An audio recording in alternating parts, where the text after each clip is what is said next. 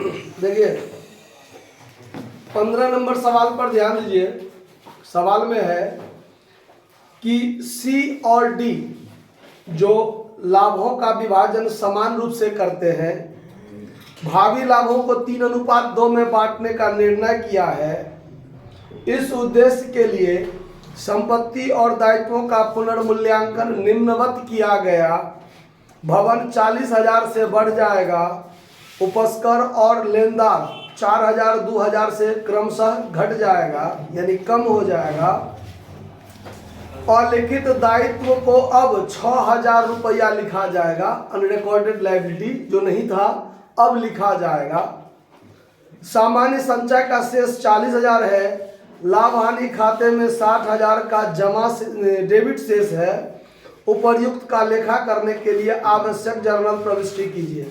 अब इसमें ध्यान दीजिए, हमने आपको दो बात बताया था जब इसका थ्योरी बताया था तो कि जब साझेदारी फर्म का पुनर्गठन होता है, लाभ विभाजन अनुपात में परिवर्तन होता है, तो आपको वहां पर दो बातें कहेगा। जो बात यहाँ पर जनरल रिजर्व, लाभ हानि का शेष या पुनर्मूल्यांकन खाता से संबंधित जो बात है उसका जो लाभ हानि होगा, तो एक आपको कहता है कि अनुपात में परिवर्तन से पूर्व आप उसको वितरण कर लीजिए। एक कहेगा कि अनुपात में परिवर्तन को दर्शाने के लिए एक समायोजन प्रविष्टि कीजिए। ठीक है, तो जब तक आपको स्पष्ट न कह दे कि अनुपात में परिवर्तन को दिखाने के लिए एक समायोजन प्रविष्टि कीजिए, तब तक आप चेंज इन रेशियो में एडजस्टमेंट नहीं कीजिएगा। क्योंकि अनुपात में परिवर्तन को दिखाने के लिए एक समायोजन प्रविष्टि का मतलब है कि जो सब पहले से है वो सब पूर्ववत रह जाएगा, जैसा पहले था आगे भी वैसा ही रहेगा। बस अनुपात में परिवर्तन के कारण जो लफड़ा होगा, जो समस्या होगा, उसको समायोजन कर दीजिए। तो आपको चेंज इन रेशियो निकालना है और फिर उसका एडजस्टमेंट करना है, जो भी लाभ हानि होगा उसका। लेकिन जब तक ये बात स्पष्ट क्लियर ना करे तो इसका मतलब है कि पुराने अनुपात में विभाजन के लिए हमको करना है। क्योंकि पुनर्गठन हो रहा है, पुराना अनुपात बदल के नया हो जाएगा, तो जो आज से पहले वाला चीज है उसको पुराने अनुपात में ही बांटकर आप क्या कर दीजिए, रफा दफा कर दीजिए, ताकि आगे से कोई लफड़ा हमको ना रहे। तो इसमें आपको समायोजन करना है, ऐसा कोई बात नहीं है। मतलब जो बात है सवाल में उसको पुराने अनुपात में ही दिखाना है। ठीक है, चलिए। तो सवाल में पुनर्मूल्यांकन खाता से संबंधित कुछ बात है, उसके लिए हम लोग रिवैल्यूएशन अकाउंट से संबंधित जर्नल एंट्री बनाएंगे। तो देखिए सवाल में सिर्फ जर्नल एंट्री बनाने के लिए कहा गया है और ज्यादा कुछ माथापेची नहीं है। तो जब हम लोग journal entry in the books of the firm के पुस्तक में जर्नल प्रविष्टि करना है, तो जो भी जर्नल एंट्री है आप लोग फॉर्मेट बनाइएगा। हम ऐसे ही नॉर्मल बना देते हैं कि भवन 40,000 से बढ़ जाएगा। तो अब भवन का मूल्य 40,000 से बढ़ेगा तो हमारे लिए फायदा है कि घाटा? संपत्ति के मूल्य में बढ़ेगा तो फायदा होगा कि घाटा? फायदा होगा। तो assets account DR2 devaluation account entry होगा ना, पिछले क्लास में बताए थे। तो एसेट्स के जगह पर बिल्डिंग है तो बिल्डिंग अकाउंट DR2 में हो जाएगा रिवैल्यूएशन अकाउंट। नरेशन लिख देंगे being value of building increased. ठीक है, कितना रुपया से बढ़ गया? 40,000। क्लियर। उसके बाद आगे कहता है कि उपस्कर और लेनदार 4,000 2,000 से कम हो गया। तो उपस्कर का मतलब फर्नीचर ना, तब फर्नीचर घटेगा तो घाटा हुआ, लेकिन लेनदार घटेगा तो फायदा होगा। तो अलग अलग एंट्री बना देंगे। फर्नीचर घटेगा तो revaluation account DR2 furniture account. Narration लिख देंगे being value of furniture decrease. ठीक है, कितना रुपया से? 4000 रुपया से। लेनदार का मूल्य में क्या हुआ? कमी। तो ये हमारे लिए फायदा है। फायदा तो लायबिलिटी अकाउंट डीआर मतलब creditors account DR, creditors account to revaluation account, narration लिख देंगे being value of creditors decreased. ठीक है, कितना रुपया? 2000। अगला बात क्या है? अलिखित दायित्व को अब 6000 से लिखा जाएगा। तो अलिखित दायित्व जो लिखा जाएगा इसका मतलब क्या? पहले से लायबिलिटी नहीं था, अब आगे लायबिलिटी होगा। अब आगे लायबिलिटी होगा तो हमारे लिए क्या हुआ? एक तरह से हानि होगा ना। तो रिवैल्यूएशन अकाउंट क्या हो जाएगा? डेबिट। Revaluation account DR. 2 में हो जाएगा unrecorded liability, unrecorded liabilities account. आया बात समझ में?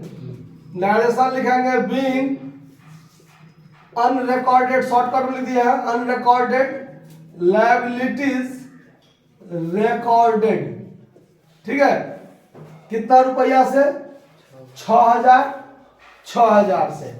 अब आगे है आपको सामान्य संचय का शेष 40000 है और लाभ हानि खाते में 20000 का डेबिट शेष है।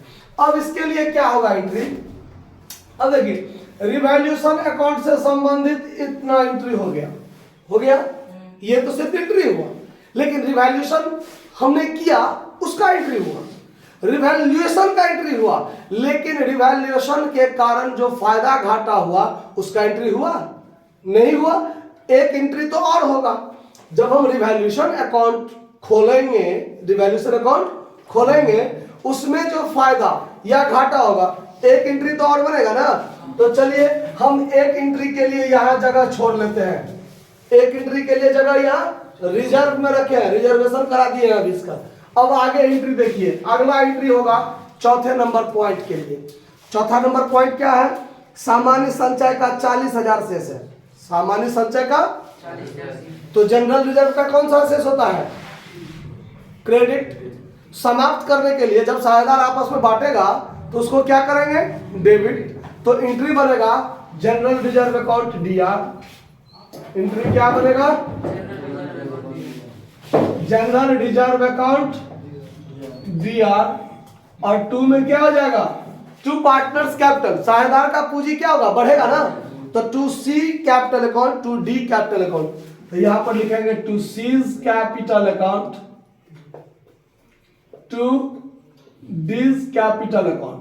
तो ये जो 40,000 है जनरल रिजर्व, इसको साझेदार किस अनुपात में बांटेगा?